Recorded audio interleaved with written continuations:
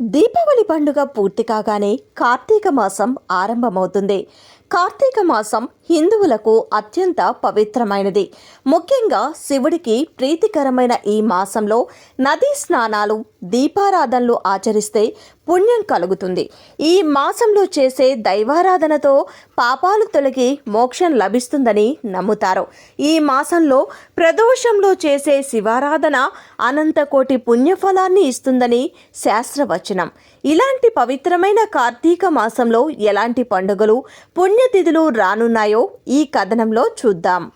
అశ్వయుజ అమావాస్య అక్టోబర్ 21వ తేదీ మంగళవారం సాయంత్రం 4 గంటల వరకు ఉంది కాబట్టి అక్టోబర్ 22వ తేదీ బుధవారం నుండి కార్తీక మాసం ప్రారంభమవుతుంది.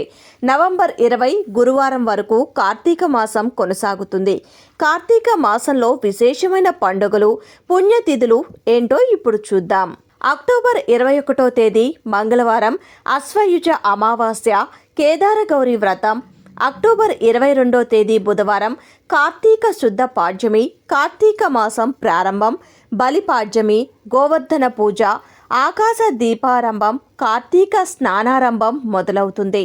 అక్టోబర్ 23వ తేదీ గురువారం కార్తీక శుద్ధ విదయ చంద్రోదయం, యమద్వితీయ, భగినీ హస్త భోజనం లస్తుంది.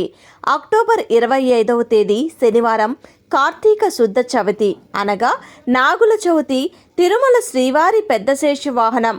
అక్టోబర్ 26వ తేదీ ఆదివారం కార్తీక శుద్ధ పంచమి అనగా నాగపంచమి.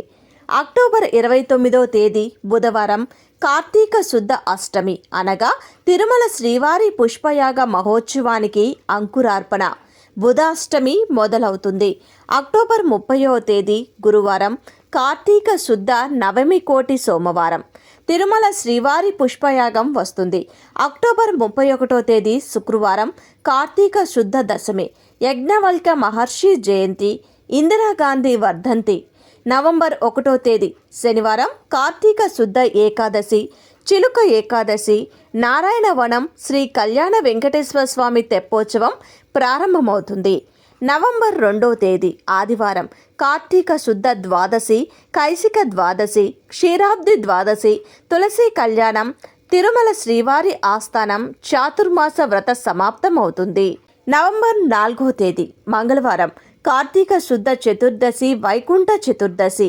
నవంబర్ 5వ తేదీ బుధవారం కార్తీక శుద్ధ పౌర్ణమి, కార్తీక పౌర్ణమి. తిరుపతి శ్రీ కపిలేశ్వర స్వామి సన్నిధిలో అన్నాభిషేకం, అరుణాచల గిరి ప్రదక్షిణం, ఆకాశ దీపం, జ్వాల తోరణం, సువర్ణముఖి తీర్థ ముక్కోటి.